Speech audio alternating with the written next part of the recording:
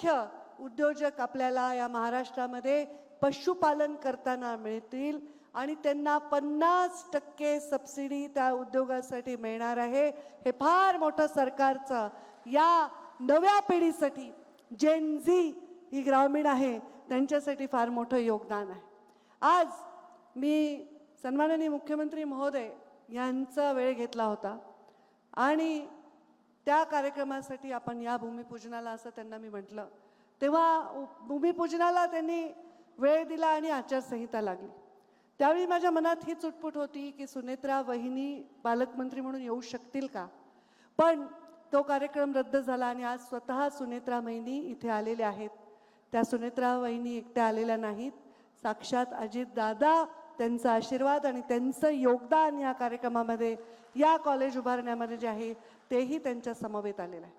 मला आठवतं मी माझ्या आयुष्यात पहिल्यांदा बारामतीला गेले नाही, पण पहिल्यांदा पवारांच्या मंचावर बारामतीला गेले आणि संपूर्ण पवार परिवार तिथे होता आणि खूप सुंदर कार्यक्रम होता। अजितदादांनी सांगितलं आमच्याकडे सगळं आहे बारामतीला, पण आम्हाला पशुवैद्यकीय महाविद्यालय करायचंय, पंकजाताई तुम्ही आज घोषणा करा। मी सांगितलं अजितदादा आमच्याकडे सगळं नाही, आम्ही दुष्काळी माणसं, आम्ही मराठवाड्यातली माणसं, थोडा मागासलेला आमचा भाग, पण आपण जावई आहात मराठवाड्यातले, सुनेत्रा वहिनी आपल्या मराठवाड्यातल्या आहेत, मराठवाड्यातला हा मोठा मान आहे की पहिली महिला उपमुख्यमंत्री आमच्या मराठवाड्यातली जन्मलेली आमची वहिनी आहे। मी त्यांना म्हटलं आमच्याकडे काही नाही आहे, तरी पण तुम्ही बारामतीला घेतलं तर परळीला पण द्यावंच लागेल।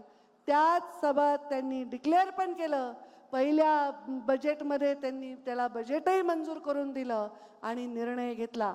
ते हो म्हणू शकले असते, त्यांनी त्यांच्या कॉलेजला 100 कोटी, माझ्या कॉलेजला 10 कोटी देऊ शकले असते, पण त्यांनी तसं केलं नाही। जेवढं त्यांनी मला शब्द दिला, जेवढं बारामतीला दिलं तेवढंच त्यांनी माझ्या परळीला देखील दिलं। हे अनुभव वेगळे होते। कधी एकमेकांच्या विरोधात असणारे हे दोन परिवार या युतीमुळे एकत्र आम्ही आलो।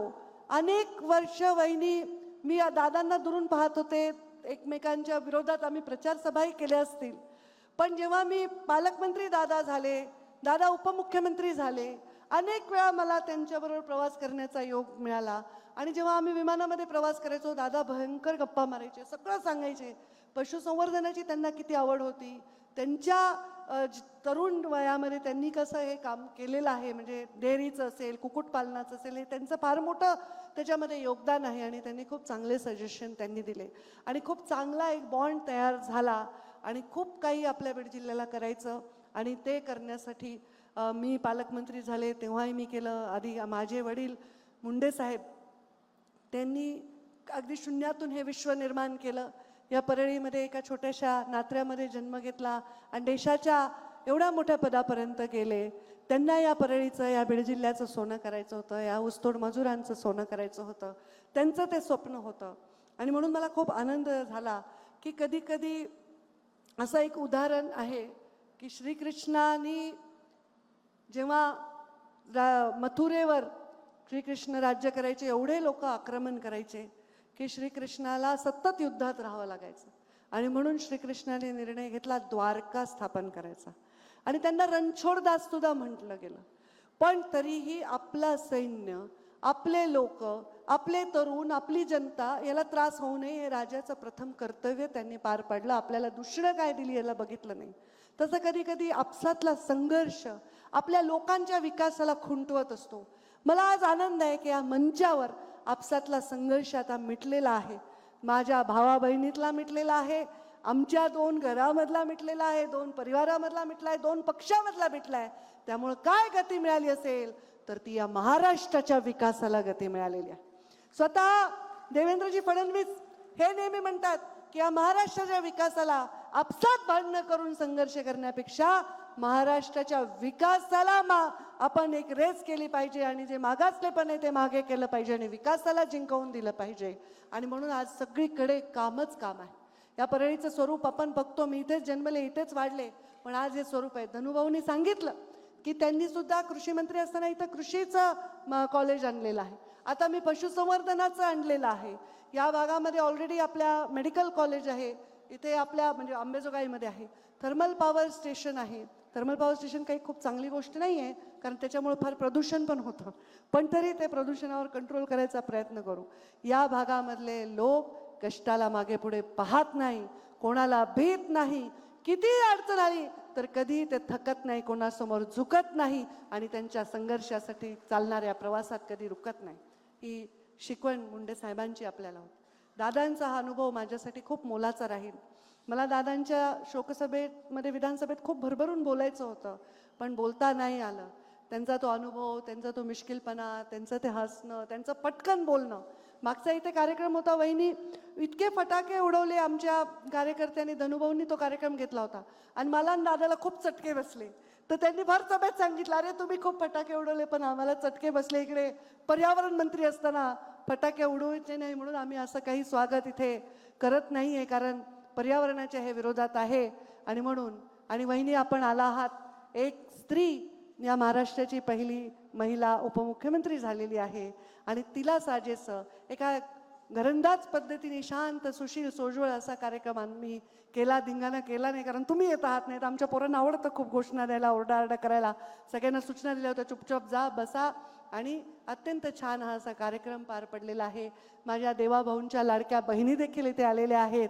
मोठ्या संख्येने माझ्या इथे आलेल्या सर्व लोकांचे मी स्वागत करते आणि माझ्या सगळ्यात जास्त वहिनींचं मी खूप खूप स्वागत करते. दोन पक्षाचे काय बॉन्ड होतील, दोन नेत्यांचे काय होतील, पण दोन स्त्रियांचे बॉन्ड फार स्वच्छ, सुंदर आणि सक्षम असतात. एक स्त्री म्हणून त्यांचं दुःख, त्यांचा संघर्ष मी जवळून पाहते, अनुभवते आणि मला ते समजतं त्यांना काय आहे. तर त्यामुळे त्या भावनेतून वहिनी कुठे असू, युतीत आहेत म्हणून नाही, कुठे असू, नेहमी नेहमी तुमच्या पाठीशी खंबीरपणे उभं राहू आणि आपण चांगलं काम करू. या तुमच्या माहेरचं तुम्हाला जबाबदारी आहे, बीड जिल्हा मराठवाड्यातला, त्या जिल्ह्याचं चित्र बदलण्यासाठी आम्हाला नेहमी सहकार्य करत राहाल हीच अपेक्षा व्यक्त करते. तुमचं परत एकदा स्वागत करते. 600 कोटी नाहीतर पंचायत होईल माझी. 600 कोटी मंजूर नाही झाले, 400 काहीतरी कोटी आहेत आणि ते बांधायला एवढं मोठं आपण व्याप्ती एवढी मोठी आहे, ते बांधायला लागतील. वेळोवेळी अधिकचं बजेट लागेल तर मुख्यमंत्र्यांनी शब्द दिलाय की ते देतील. ते पण येणार होते, पण त्यांनी म्हटले की आता तुम्ही भूमिपूजन आटोपून घ्या, मी लोकार्पण सोहळ्याला येईन. तर नक्कीच हे लवकरात लवकर लोकार्पण आपण करू. याच्या इथे जे काही कॉन्ट्रॅक्टर आहेत, इंजिनियर्स आहेत, त्यांची जबाबदारी आहे की जसं ते चित्रात दिसते तसं प्रत्यक्षात दिसलं पाहिजे. एक एक रुपया हा पब्लिकचा पैसा आहे, शासनाचा पैसा आहे. हा संपूर्णपणे व्यवस्थितपणे वापरला गेला पाहिजे. इथे येणारा विद्यार्थी दुसऱ्या राज्यातला येऊ, दुसऱ्या भागातला येऊ, दुसऱ्या जिल्ह्यातला येऊ, त्यांनी अभिमानाने सांगितलं मी बीड जिल्ह्याच्या परळीमध्ये एका सुंदर अशा महाविद्यालयामध्ये शिक्षण घेत आहे. आता सुंदर डोंगराने वेढलेलं हे ठिकाण आहे. खूप इथे शिकतील ते विद्यार्थी, खूप नशिबान असतील आणि त्यामुळे मी त्या सगळ्या स्वप्नांना आता आपल्या आशीर्वादाचं बळ मिळेल अशी अपेक्षा व्यक्त करते आणि माझ्या वाणीला विराम देते. धन्यवाद. जय हिंद, जय महाराष्ट्र. महाराष्ट्रातील सर्व बातम्यांचे विश्वासार्ह व्यासपीठ. सकाळच्या सर्व सोशल मीडिया प्लॅटफॉर्मला लाईक, फॉलो आणि सबस्क्राईब करा. तसंच सर्व नोटिफिकेशनसाठी बेल आयकॉन प्रेस करायला विसरू नका.